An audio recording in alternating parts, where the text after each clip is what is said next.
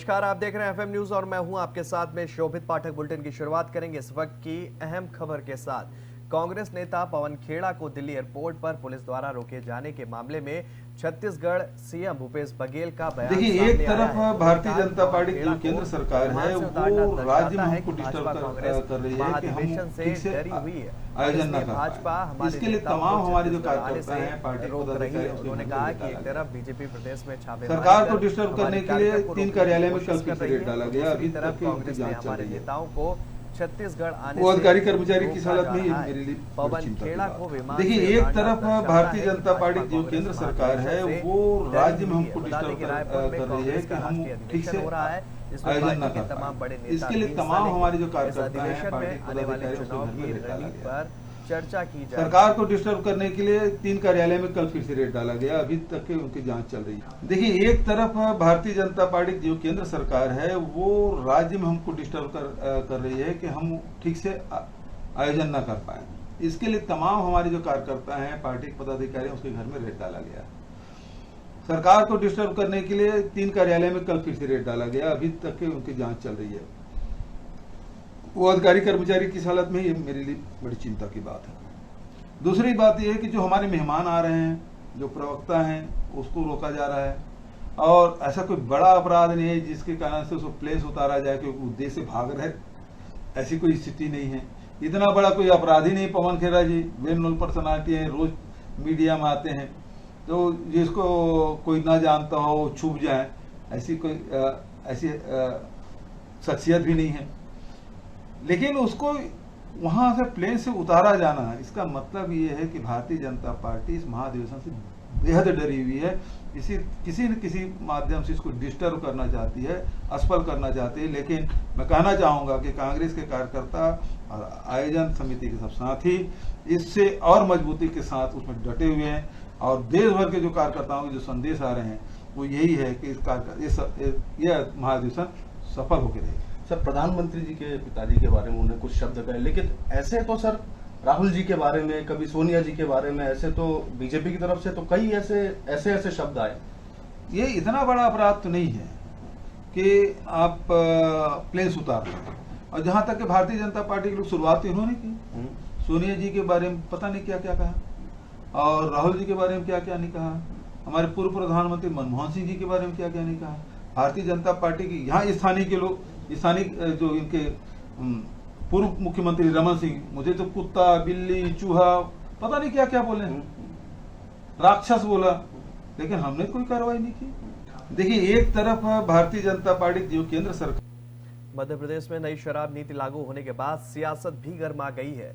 पूर्व सीएम कमलनाथ ने कहा है कि शिवराज सरकार मध्य प्रदेश को मदिरा प्रदेश बनाने की कोशिश कर रहे हैं और अब इस बयान पर मुख्यमंत्री शिवराज सिंह चौहान ने पलटवार किया है। सीएम ने कहा कि कमलनाथ मध्य प्रदेश का अपमान कर रहे हैं। शिवराज ने कहा कि कमलनाथ को मध्य प्रदेश की माटी से, यहाँ के संस्कारों से, यहाँ की संस्कृति से लगाव नहीं है। वो जहाँ की जड़ों से नहीं जुड़े हैं और वो मध्य प्रदेश को मदिरा प्रदेश कह रहे हैं और ये मध्य प्रदेश की 8.5 करोड़ जनता का अपमान है। उन्होंने आगे कहा कि शराब से संबंधित नीतियां नशे को हतोत्साहित करने के लिए बनाई गई हैं।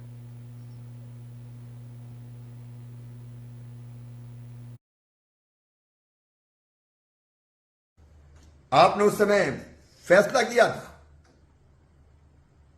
कि शराब ठेकेदार उप दुकान खोल सकेंगे, उसकी राशि तय कर दी थी, कितने करोड़ देके उप दुकान खोल लेंगे। लाइसेंस के नियम को आसान करने की नीति कमलनाथ सरकार ने बनाई थी। आपने ऑनलाइन शराब बिकेगी, महिलाओं के, बहनों के लिए अलग से शराब की दुकान होंगी। आपकी नीति बनती थी तो ठेकेदारों के लिए बनती थी, दबाव में बनती थी, उनके हिसाब से बनती थी। भारतीय जनता पार्टी की नीति है नशे को हतोत्साहित करने के लिए, माता, बहन और बेटी के सम्मान को बरकरार रखने के लिए, और इसलिए हमने तय किया कि हम सारे अहाते बंद करेंगे। आप हमारा विरोध करें लेकिन मध्य प्रदेश का अपमान ना करें। कम से कम मध्य प्रदेश के लिए तो आपके मन में सम्मान का भाव होना चाहिए। आपने प्रदेश का अपमान किया, जनता इसे सहन नहीं करेगी। कमलनाथ जी को मध्य प्रदेश की माटी से, यहां के संस्कारों से, यहां की संस्कृति से लगाव नहीं है। वो यहां की जड़ों से नहीं जुड़े। मध्य प्रदेश को मदिरा प्रदेश कह रहे हैं वो। ये मध्य प्रदेश का अपमान है। मध्य प्रदेश की 8.5 करोड़ जनता का अपमान है। मध्य प्रदेश की संस्कृति, संस्कार, परंपराओं का अपमान है। मध्य प्रदेश के भोले भाले लोग मेहनती है, ईमानदार है, कर्तव्यनिष्ठ है, देशभक्त है। आप उनका अपमान कर रहे हैं कमलनाथ जी।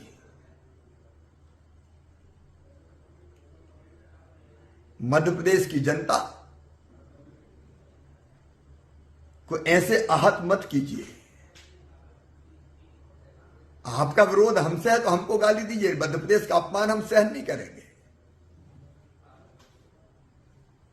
भारतीय जनता पार्टी की सरकार ने अगर आबकारी नीति बनाई है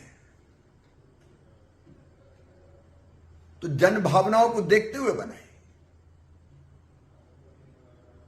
माताओं बहनों के सम्मान को देखते हुए बनाई। नशे को हतोत्साहित करने के लिए बनाई। जब आप थे तब आपने। मध्य प्रदेश में नई शराब नीति लागू होने के बाद सियासत भी गर्मा गई है और इसी खबर पर हमारे साथ हमारे सहयोगी राजेंद्र जादौन हमारे साथ जुड़ गए हैं। राजेंद्र, क्या कुछ अपडेट है इस खबर को लेकर, क्योंकि लगातार कमलनाथ जो पूर्व सीएम रहे हैं वो शिवराज सरकार पर हमला बोल रहे हैं। उन्होंने कहा है कि शिवराज सरकार प्रदेश को शराब प्रदेश बनाने की तैयारी कर रही है। क्या कुछ कहना चाहेंगे इस पर?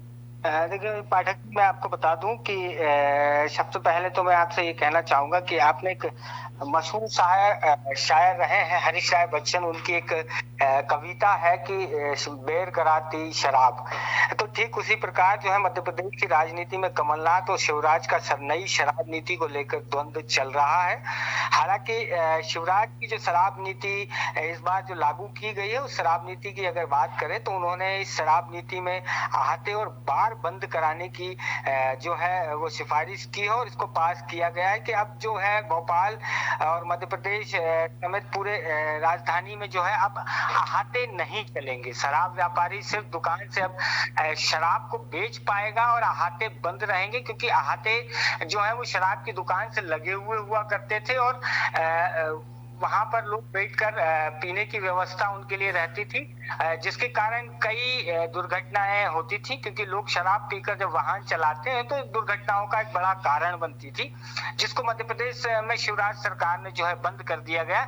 हालांकि अगर कमलनाथ के 1.5 साल के कार्यकाल की बात करें तो मध्य प्रदेश में कमलनाथ ने शराब नीति को लेकर जो है महिलाओं के लिए अलग से अहाते खोले थे, अलग से शराब की दुकानें खोली थी और मध्य प्रदेश में जो है उन्होंने कहा था कि इससे जो है मध्य प्रदेश शासन को रेवेन्यू बढ़ेगा, जिसको शिवराज सरकार ने खत्म कर दिया है, जिसको लेकर दोनों के बीच लगातार अब जो है द्वंद्व जारी है।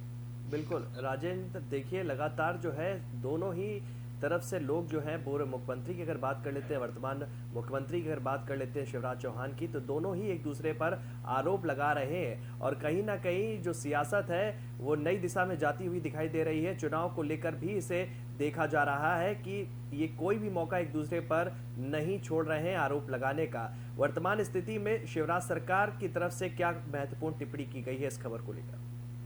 देखिए, शिवराज सरकार ने भी जो है कमलनाथ सरकार पर कई आरोप लगाए हैं। उनकी जो 1.5 साल की सरकार थी, उनकी शराब नीतियों को लेकर शिवराज मध्य प्रदेश के जो मुख्यमंत्री वर्तमान में अभी हैं शिवराज सिंह जी, उन्होंने कई आरोप लगाए हैं कि उनकी नीतियों का उन्होंने भी विरोध किया था, लेकिन उनकी नीतियां उस समय सुनी नहीं गई थी और शराब जो है बहुत ज्यादा जो है इस समय मध्य प्रदेश की राजनीति में बैर करा रही है। एक तरफ उमाभारती भी लगातार शराब नीति को लेकर और शराब हाथे और शराब दुकानों को लेकर अपना विरोध प्रदर्शन लगातार जारी रखे हुए हैं, तो वहीं कमलनाथ और शिवराज एक दूसरे पर शराब नीति को लेकर वार करने में कहीं भी कोई कसर नहीं छोड़ रहे हैं। चलिए, तमाम जानकारी के लिए राजेंद्र आपका बहुत बहुत धन्यवाद। तो कह सकते हैं सीधी तौर पर मध्य प्रदेश में नई शराब नीति लागू होने के बाद सियासत अब गर्मा गई है और लगातार पूर्व सीएम कमलनाथ और वर्तमान सीएम शिवराज सिंह चौहान के बीच लगातार आरोप प्रत्यारोप का दौर भी चल रहा है और लगातार एक दूसरे पर दोनों ही वरिष्ठ नेता आरोप लगाते हुए नजर आ रहे हैं।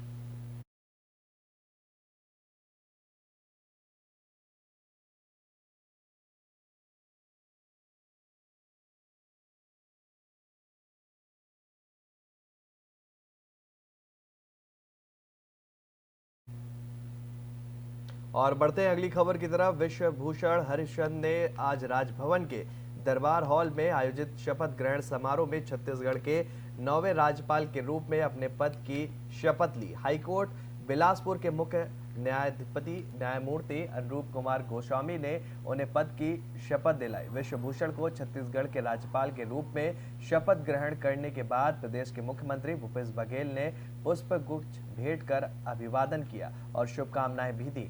इस मौके पर बीजेपी और कांग्रेस के तमाम नेता भी मौजूद रहे। इससे पहले छत्तीसगढ़ के नए राज्यपाल विश्व भूषण हरिश्चंद्र रायपुर के स्वामी विवेकानंद विमानतल पहुंचे और इस दौरान मुख्यमंत्री भूपेश बघेल ने विमानतल परिसर स्थित नवीन स्टेट हैंगर में पुष्प गुच्छ भेंट करके उनका आत्मीय स्वागत किया। राज्यपाल को गार्ड ऑफ ऑनर देके सम्मानित किया गया है।